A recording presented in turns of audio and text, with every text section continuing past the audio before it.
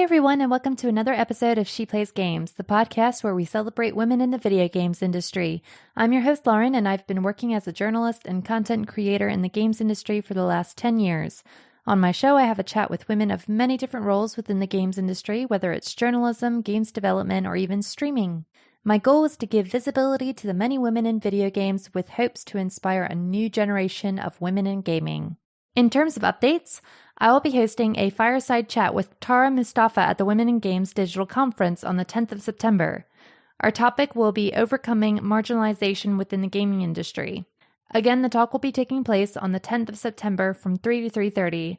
It'd be so great to see you guys there. She Plays Games has also continued to grow from strength to strength.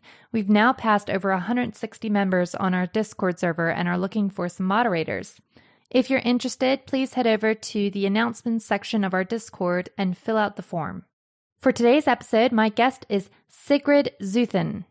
Sigrid has a wealth of experience within the video games industry, having spent almost 5 years at Blizzard working as part of the customer support team on World of Warcraft and Diablo 3. She now works as the global marketing manager for a company called Besedo, but has decided that now is the time to fulfill her dream of making her own video game, Obsidian Prince. I found Sigrid's journey to be an incredibly inspiring one, and I hope you all enjoy our chat. This is episode 28 of She Plays Games.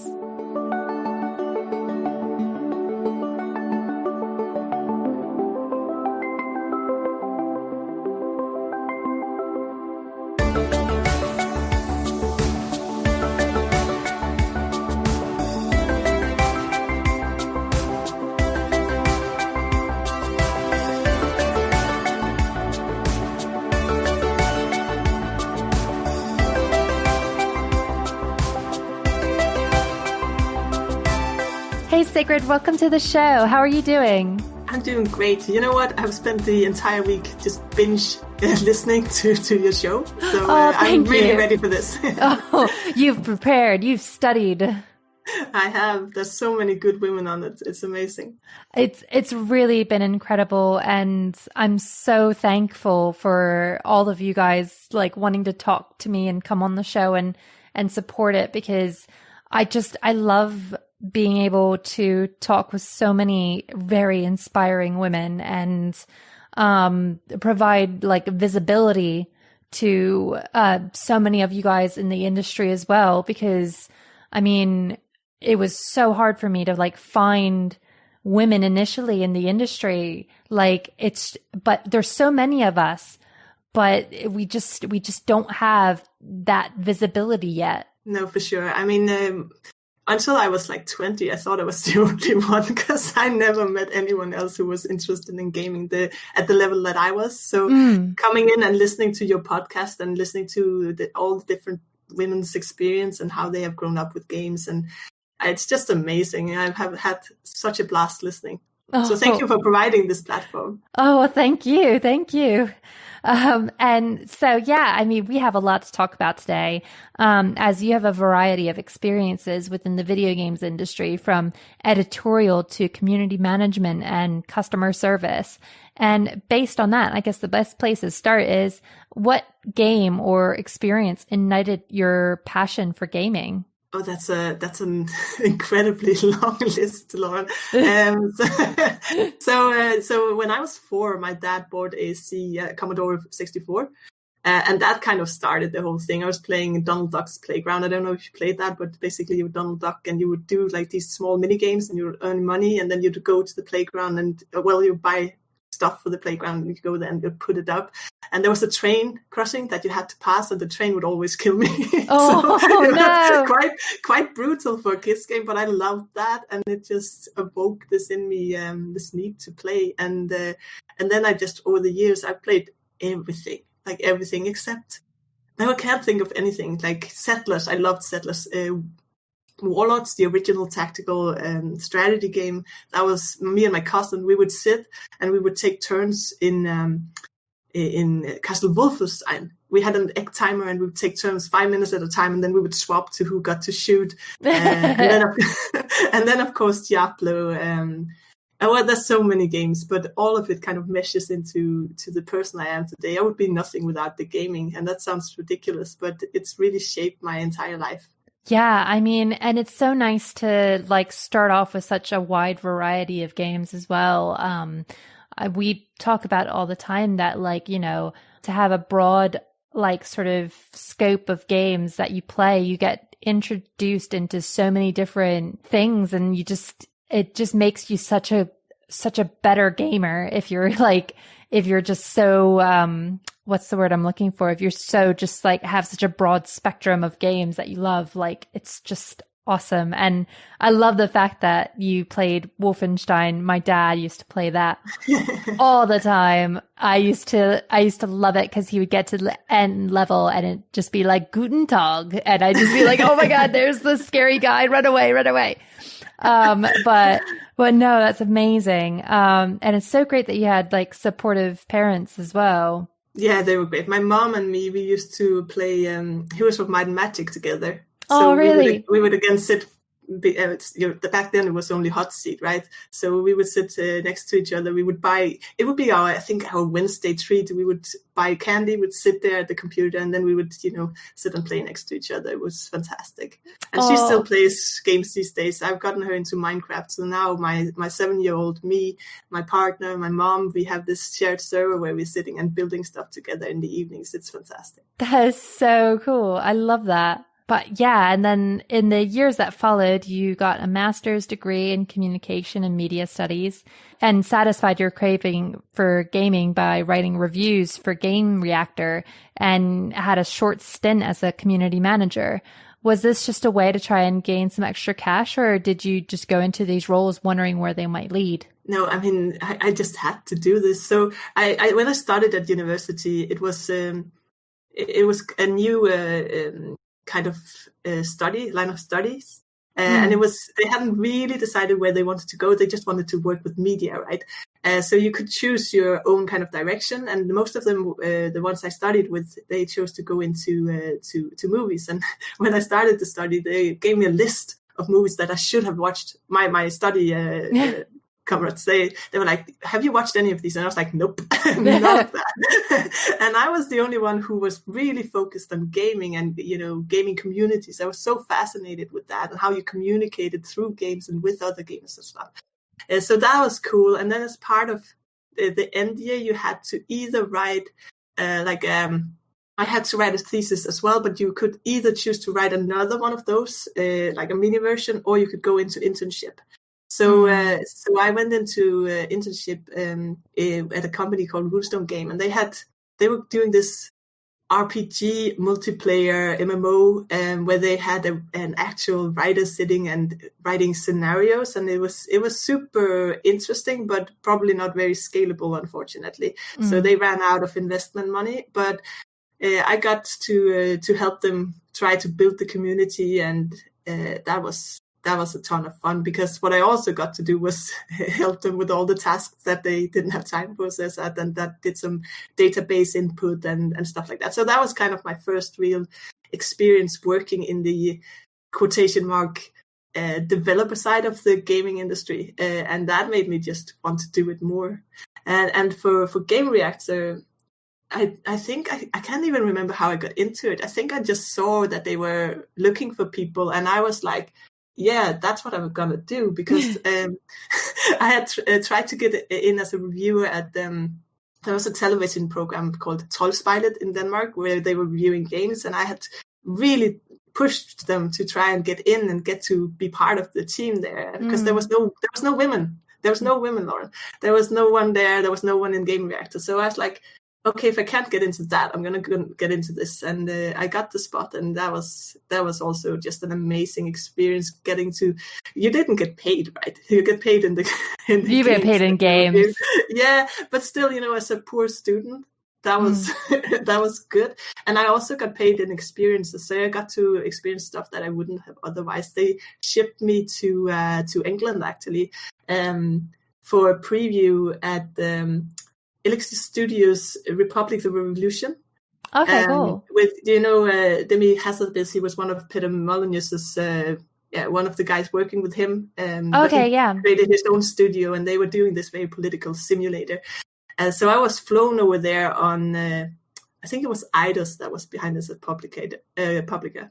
publisher. And so I was flown over there and given the like full star treatment as a journalist. And we came into this hotel where there was men in, you know, suits opening the door and bowing to us. It was ridiculous. I never, you know, as a early 20-something, I had never experienced anything like that. It felt amazing. And then I got to, you know, sit there and talk to one of these famous games developers and ask questions. And it was really intimidating as well, but super, super cool.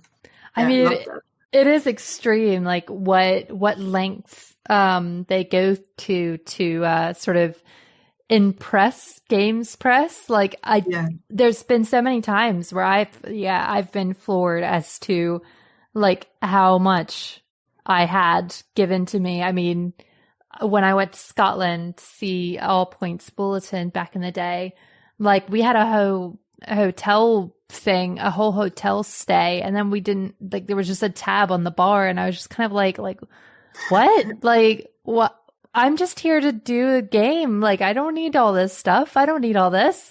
No, for sure. And you still got to write the review that you're going to write, right? But at the end, it was just a super amazing experience. And I remember actually what I got really floored by, because I was a poor student, right? So I had no money. Well, I had a little bit of money, but they gave us, I think, the equivalent of £15 in the airport, and like, go spend it on whatever.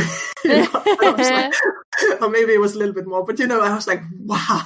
Yeah, thank you. Wow, I bought chocolate for all of that. Of course. Because when you're 20-something, you get given money, you get chocolate. Yeah. When you're 30-something, you go and you get chocolate. I was about to say that hasn't changed. Has not changed. No. But yeah, so based on what you've been doing in terms of work and your education, what led you to move to Ireland in order to take on a role at Blizzard, where you'd be working on as an in-game customer support for World of Warcraft? Yeah, so it was two things actually. One was I love Blizzard. I love it. I still love Blizzard. I know that there's some controversies right now, but you know, I Diablo and Diablo 2 and World of Warcraft, I played it so much, and I still love it to death. Even though I don't play Diablo 3 or World of Warcraft anymore. But so it was kind of the one gaming company where if I could get to work there, then my whole life would be perfect, right? Yeah. And the second, because I also always been very close to my mom, so I had never planned on moving out of Denmark ever. But I had like half a year after I finished university trying to find jobs in Denmark. And I could find jobs, but I couldn't find the jobs I wanted, because gaming was quite small still. And I wasn't a developer, so I didn't have, you know, coding skills.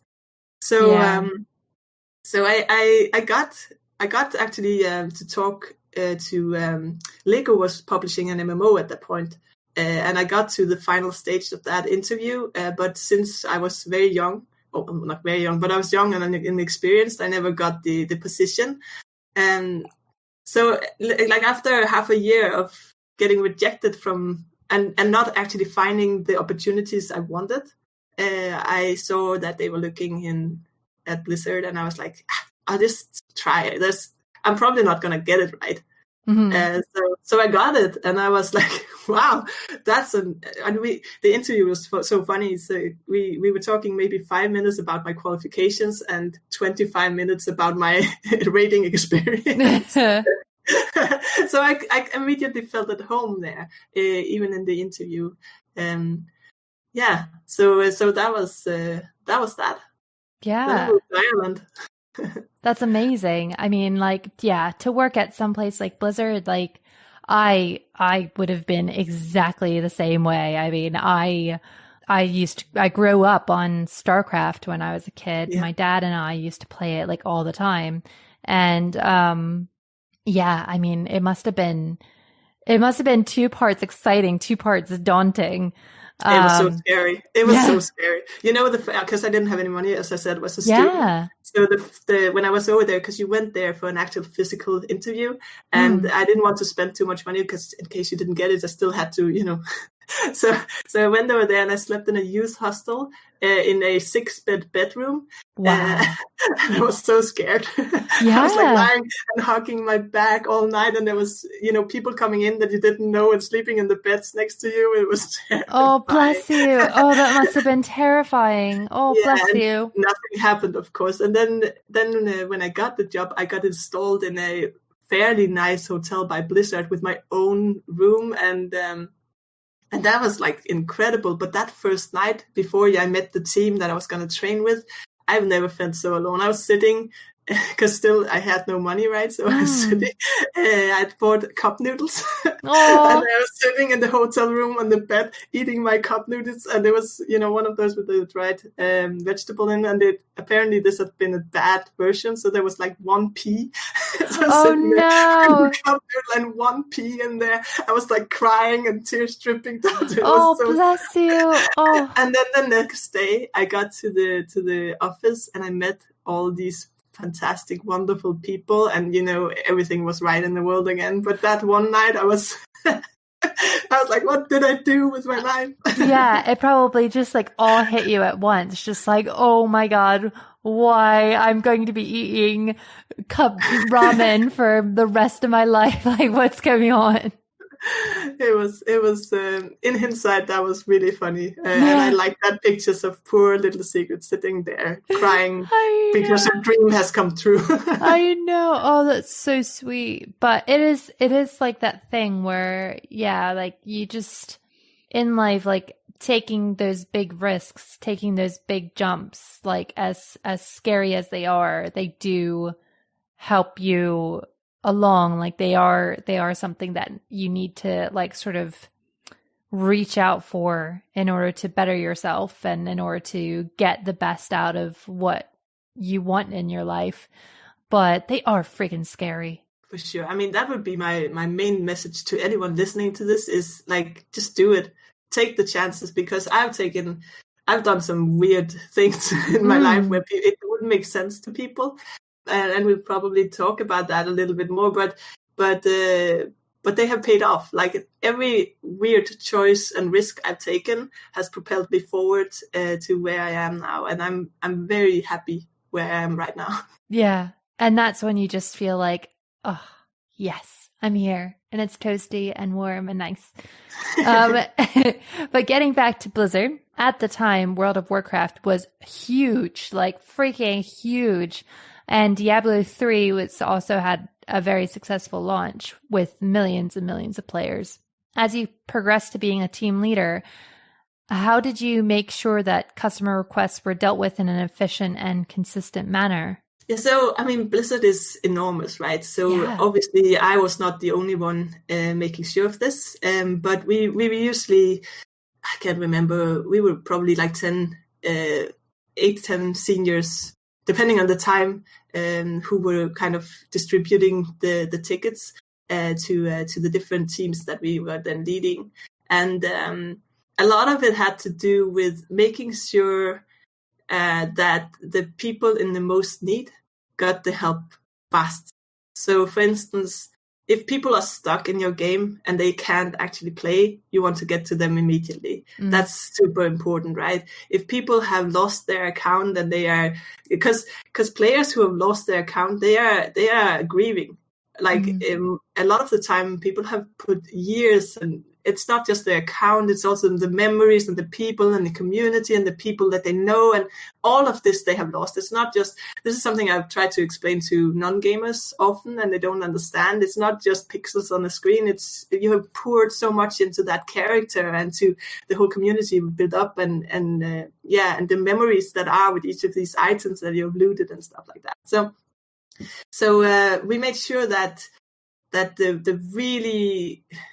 people in need got help the fastest, right? And then Blizzard was very good at the time at actually staffing properly, in the sense that when I was working there, I can't comment on how it is now, but when I was working there, we were actually quite a big team. And of course, there were times where you had to wait for days for an answer when there was a release of a game or a new expansion or a new patch and stuff like that. But usually we would be able to answer people within hours and sometimes even minutes. Sometimes we would be sitting there actually waiting for tickets, right? So we were quite fast. But a big part of my job as well was coaching and encouraging my team. And what I would do was each month I would take conversations that they had with customers. I would look through what they had talked about, and then together we would figure out how could we have improved this, or we would take conversation that had gone really well and we would show it to the rest of the team as inspiration. And I think, I've done this in customer support outside of gaming as well, but in gaming, it's a little bit more fun because people really want to be inspired, right? They think it's fun to see people's jokes and people's greetings and, their colleagues, how they kind of get on. So it was really fun. And I had the best team. Shout out to my team. Yes, shout out. And in total, I mean, you spent more than 4 years at Blizzard. What made you leave in the end? Yeah, you know what? So at Blizzard, they give you rewards for 3 years, 5 years, 10 years, and 15 years. And after 5 years, you get a sword. And I left, I think 3 months before I got my sword, which still bothers me to this day. Oh, bless you. Come on, Blizzard. Yeah, exactly. Blizzard, come on. No, but it was a choice. They had to do a big chunk of layoffs, and at that point in time, I was starting to think about kids. And I love Ireland, I really do, but it's a little bit far away from my family, and I wasn't ready to leave. But we got offered packages, severance packages, if we left. And it was kind of thinking about it like this, that I want to stay maybe 1.5 year more, and then I will leave. Should I take the money, which was quite a good chunk, plus also leave the spot to someone who actually needs it, whereas I'm ready to move on.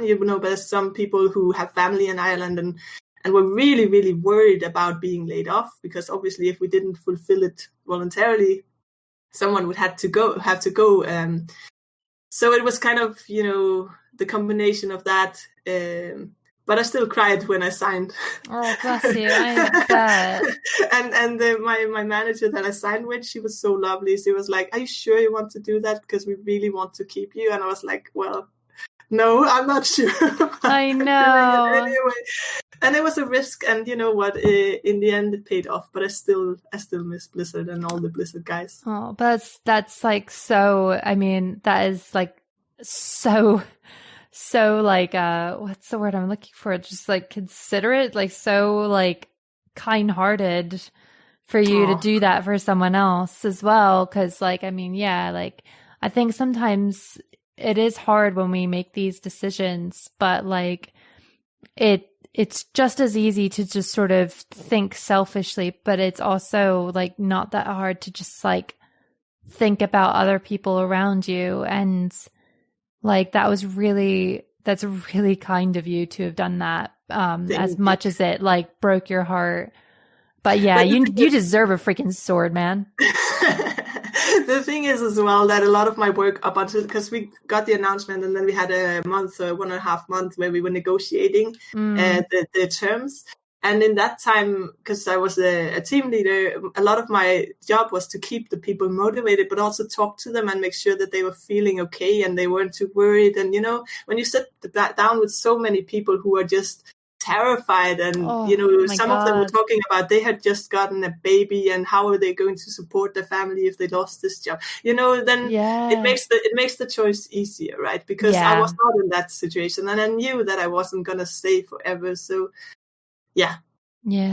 Oh my God. But that must have been such a hard thing for you to do. Like, it was. That's incredible that you got through it, because I think, it takes a very strong person to have to talk to so many people who are terrified. It was rough, but you know what I kept saying to them, and I hope it resonated with someone, and at least for me it's come through. It was, think about it this way. we have 600 people across Blizzard leaving now. So you have 600 people who will leave, go into other gaming companies, and they will be your contact. So your network has suddenly exploded across the industry, right? And I can see that now from my network. I have people, all over the place. Yeah. And that's fantastic. Yeah. Like that is the thing, isn't it? Like, the gaming community, it's so close knit, but it's also very vast in how many different people go off into different companies and different areas, different countries. I know some like games journalists who've moved to America, or PR people who've moved to America or to Europe. Like, it's crazy what happens. But yeah, and since leaving Blizzard, you've been very successful and are now the global marketing manager at Besedo, a company that provides software to help companies deal with safety and content moderation. But even though that no doubt consumes a lot of your life, you've now decided to take on a brand new side hustle to scratch that itch that's always been there, which is gaming. And I mean, what made you decide that now is the time I need to make a game? It's insane, actually, because when we started this, me and my partner, I was 7 months pregnant, I think. So I think it was, maybe this is our midlife crisis. If we're gonna do it, we have to do everything at once, because we bought a house, we have a baby, and then we start a company making the game we always dreamt of doing, and then we're also going to take driver's license at the same time. So it's just throw everything added at the same time.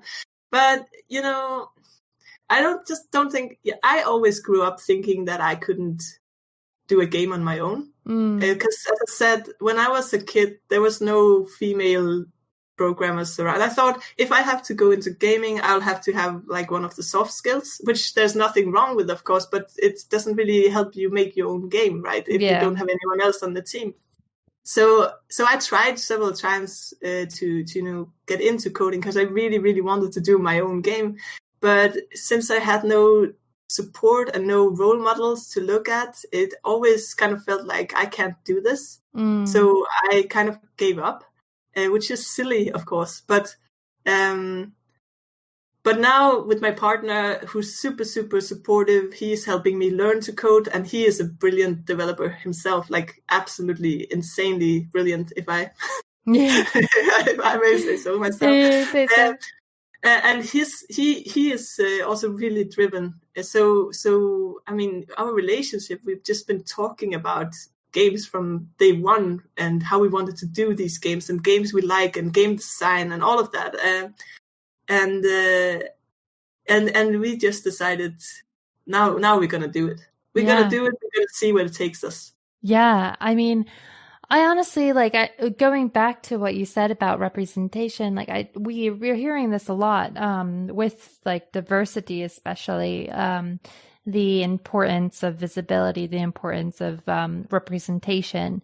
And I don't think it's silly at all. Like, I think it is really hard to imagine yourself doing something when nobody like you has done it before, like when you don't have somebody to look up to. It's very hard to be that first person to do something like that.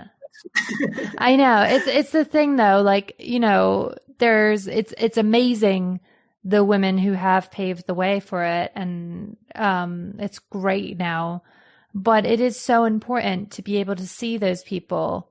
And I think, with me, I'm really into drawing. I'm really into art, but I didn't see anybody like me around. Like, I always sort of found other people who did art as a hobby, but nobody ever sort of came to me about actually doing art as a career. And I didn't see anybody around me doing art as a career. And now that I'm older, I'm just sort of thinking oh my God, that would have been so cool, So I don't think it's that that silly to think that way, because I think we need to see things. We need to believe things that are in front of us rather than just like always having to come up with everything ourselves.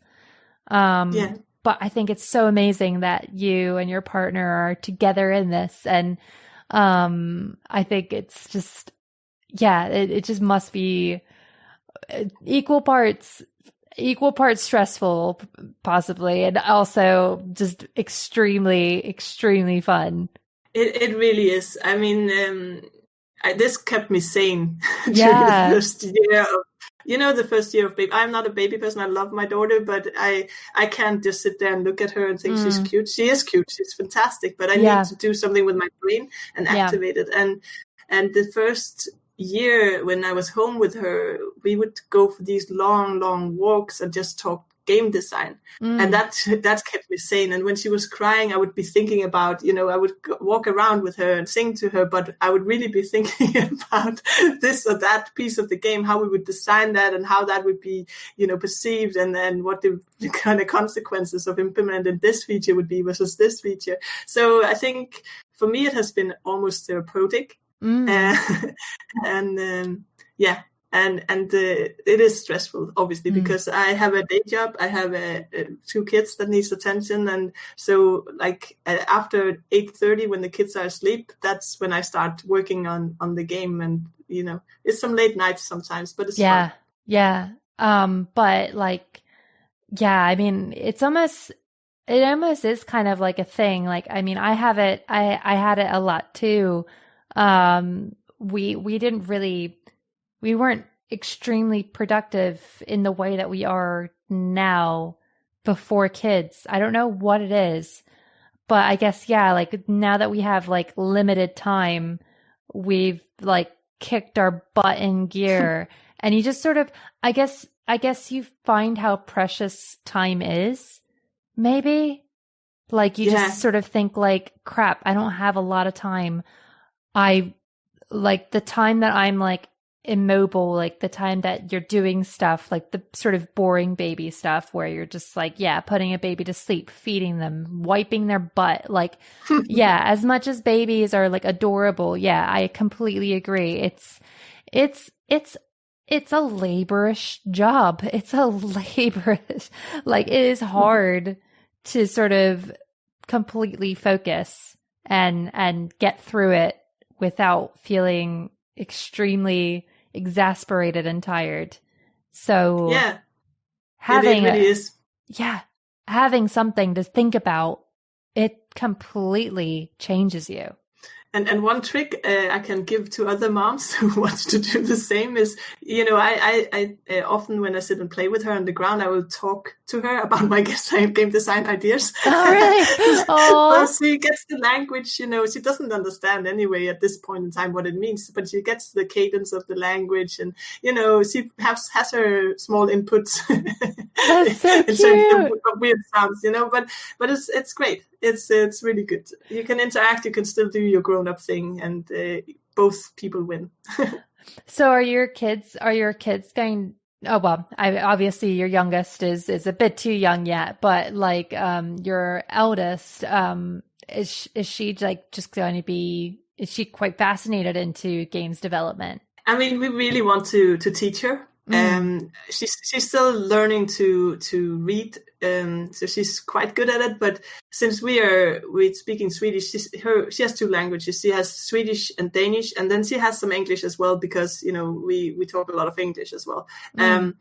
But I think in order for her to learn to code, it's probably good that she has English down a little bit more. So we haven't really gone into that, but we definitely want to. But she's very interested in the whole, design process. And we have, for Obsidian Prince, we have a room editor where we sit and we design the rooms. And once in a while, I'll take her in my lap and we'll sit and design rooms together. And she loves that. Aww. So she will get to, have her input. And, there should be a pillar over here, because then the enemy can, walk around it and you can hide behind it. So it's fun. then I talk her through the process as well of, because when we design the rooms, we have a lot of thoughts on how we want that room to play, and what we want, what kind of tactic we want the player to take or not take. So I talk her through that, and she thinks that's semi-interesting. Yeah.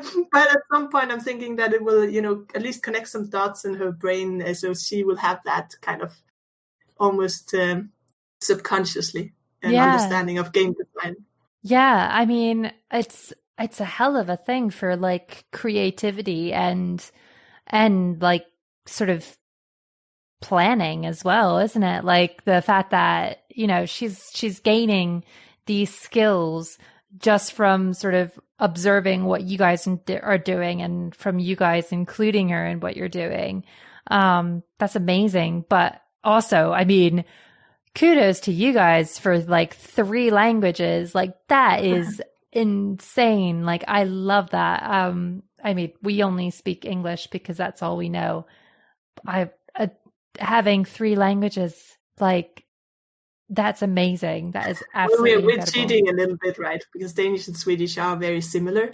That's okay. That's absolutely okay. Cheat all you want. I used to speak German and French as well, but I haven't used it for 15 years, so I probably can't have a conversation on that anymore. I know. I'm the same. Like I did German actually in school, and it's fading. It comes in and out. Like Daryl keeps like, we'll hear somebody speaking German near me. But then it's also like, I don't know if you get it a lot in Danish and Swedish, but like the dialect changes. Like there's definitely different types of German. And if somebody has like a dialect that's not completely formal, like the one we had in school, I'm just kind of like, I have no clue what they're saying. I maybe got gut or ja, like that's about it. Okay. But no, so on the studio front, you guys have your own studio, which is called Unleash the Giraffe, which is an amazing name. I want to unleash all of the giraffes and hug all of them. And you're working with your partner, Matthias Lindblad. How did the two of you meet, and what did you both sort of, well, obviously he's like the developer side, but like what do you guys both bring to the table? I mean, it's interesting actually. We went on the first date at a and this was we agreed completely to this. We were going to go to a first date, and it was going to be a board game cafe, and cool. And we played Carcassonne, and I won. Oh, good. and he was internally raging, I think, because he has played so much Carcassonne, and he's a little bit of a bad loser. Let's say it like that. And the way I won, I don't remember exactly, but in Carcassonne, if you build to the border of the table, then you cannot place any more there, and you have lost that. If you can't place it, then you have lost that piece, right? So I kind of won by accident then, because this was the first time for me playing Carcassonne, by building to the border of the table, and he couldn't place his piece, and I somehow won like a big road or something. But what this sparked on the first date was a deep conversation about game design, and that's when I knew. I was like, "Yep, this guy, we're gonna be together." And then he's the beauty. I'm the brains in this company. Oh, you're gorgeous. Thank you. No, but in terms of what we bring to the table, I mean, as I said, he's a brilliant programmer. It blows my mind sometimes how he I joke about this sometimes, because I will come up with a design idea and I will be like, I think we should do this because it will, it will make the player do this, and that will be really fun because of these and these reasons, and it will propel the gameplay in this way. And he will be like, no, that's not possible. Yeah. Like, you can't program that. And then I'll be like, oh, okay. Well, let's think about another way to implement something else. And he would be like, we will discuss things, other things. And 5 minutes later, he would be like, you know what? Maybe we can do it. And 5 minutes later, he's like, yeah, I think we can do it. And then 5 minutes later, he's like, I solved the problem. We can do it. And I'm like, what? So just why while carrying on a conversation with me about other game design elements, he has solved the programming puzzle in his head, and it just blows my mind how he can function like that. So he definitely brings that, and then also a lot of experience. He has worked in the gaming industry as well as a programmer, and a lot of game design experience from us having played and analyzed tons of games. So he has that part. And I think from my end, it's the game design part where I'm really strong, but also I'm a little bit more organized when it comes to all the boring stuff, but also keeping the project kind of, I don't want to say in scope because I'm really good at adding things, but more like, okay, the plan is this. We will release an alpha this date, then we have to make a plan of what we need in order to get to that stage where we can release a build that we are happy with. And, we need to include this in the build to make sure that it's viable in terms of streaming, so I'm good at kind of, because he can sometimes be so enthusiastic about something we just designed that he's like, oh, I want to put that in the game directly. Yeah. And I'm like, no, go back to the plan. We have this plan. This is what we have to do this month. Oh, and so that, and then I do the marketing as well, since that's my day job. So I get to talk to so many cool, like I'm reaching out to streamers at the moment, giving away keys so they can preview the alpha. And it's just led to, like, there's so many incredible people in this industry. It's fantastic and like super enthusiastic and nice. And I just create so many nice contacts with nice people, because in the beginning I was a little bit worried about reaching out to these streamers and what kind of people are they, and everyone has just been super down to earth, nice people, real people as well. That is the really nice thing about streaming in general, is that when it comes down to it, we're all just people, and we're all just really in love with games. So you say that you got a new game coming out, and with as adorable as Obsidian Prince looks, it looks just so cool. It's just a no-brainer. It just, it's so nice that we have a whole community of gamers who are more than willing to be like, I will play your game. But I think that's really cool. With Obsidian Prince, it's a tactical roguelike game with absolutely adorable visuals. What made you decide this is the type of game that we need to make? Yeah, so that's, as I said, we discuss game design constantly, and we have 5 other game ideas that is just they're on the horizon. Yeah, exactly. We just need the time, right? So what happened was, actually we were sitting and we were working on another game called Sightopia, which was kind of like Settlers meets Tower Defense. So the logistics pack and these cute voxel dudes jumping around and carrying stuff around, and then waves of enemies coming in. And so we were working on that, just as not even this serious, but we just couldn't find the fun in it. Mm-hmm. And we were like, okay, let's take a step back and let's look at what we are enjoying at the moment. And Matthias at that point was really into The Breach, if you know about that, and then a mobile game called Hoplite. And we're like, we could do something with this. But in fantasy setting, because I've always been fantasy is the best. Yeah. So we sat down and we said, okay, so let's kind of go back to basics and make a really basic prototype of something that we think will just be fun to play, and then build on that. So we did that, and then we added a lot of complexity on top of that. We have this inspiration system, which is kind of like cards that comes in, and they will impact how your abilities perform and empower them if you trigger the right ability and stuff like that. And so we have added a lot of extras to it after that, but we were just trying to cut it down and scope it down to something where we could find the fun again. And then as we've developed Obsidian Prince, we have found more ideas to how to make Tiltopia fun. So that's probably gonna be the next one, or the next one again. Yeah. But also we both of us have had a lot of discussion about how a sad trend in games has been that we are kind of dumping it down. It can't be hard anymore. There's a lot of games. Like, I love Blizzard, as I said, but Diablo 3 kind of, the complexity was taken out for me, at least. Now I'm going to have a lot of people hating at me. But, No. But we wanted to make a game where, you have to think. Every move has to matter. There has to be like a thought behind it. So Matthias is sometimes saying that we're trying to produce a turn-based Diablo. There was one of the streamers who was saying that this is a D&D chess.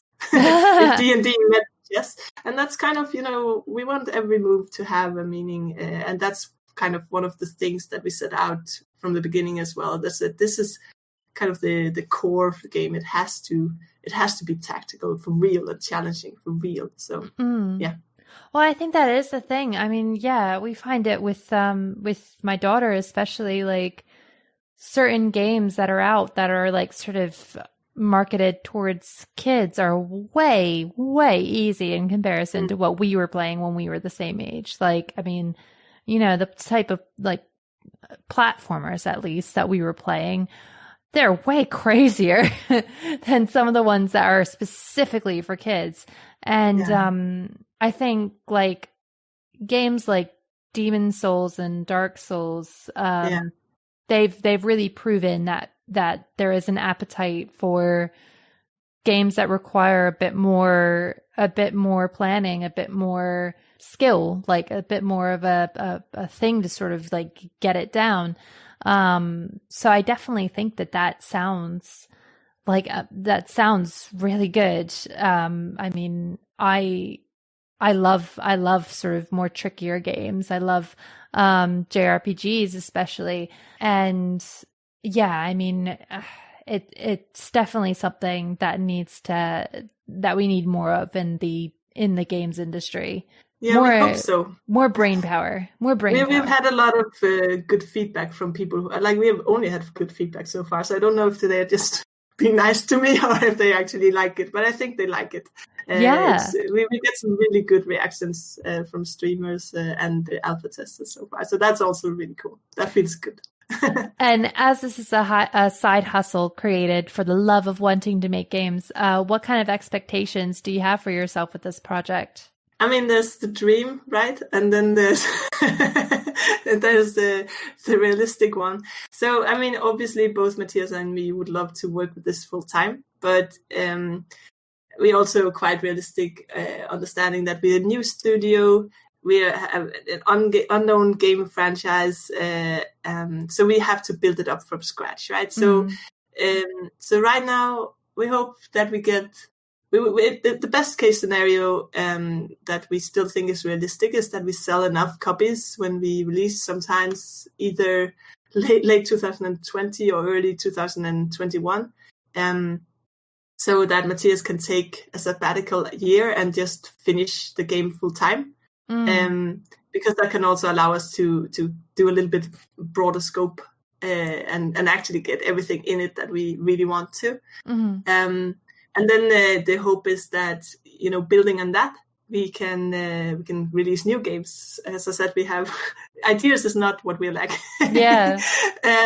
So and then at some point, ideally take in a couple of more people, and once all of that is done, hopefully I could work full time as well. I'm learning to code at the moment, so ideally in a couple of years I would be able to take half marketing, half coding at our own company. But it's we're also very realistic, and we the kind of we've talked a lot about this. Like, would we be disappointed if this doesn't come through? Sure, but like just having created something that is out there and is on Steam. It's on Steam right now to be wishlist. It's like I took a screenshot the second I got the email. Your game is up on Steam. I was like, wow. That's so exciting. This is a dream that has maybe not been like fully formed, but that has been with me since I was 5, So this is incredible. So regardless, it's going to be a success for us. But yeah, ideally, if we could just get enough people to see the game and buy it, so Matthias and I can work full time, that would be that would be the dream. Definitely. Well, I think that Obsidian Prince looks incredible, and I wish you guys all the best with it. And yeah, I mean, I think it's incredible. I think it's incredible what you two are doing, and only positivity can come from it. Thank you, Lauren. Can I just before we wrap up, I just want to say to all the female and women out there who are sitting there and thinking, I probably can't do this, or this is something men are doing, or there's too many guys and probably not for me. Just do it.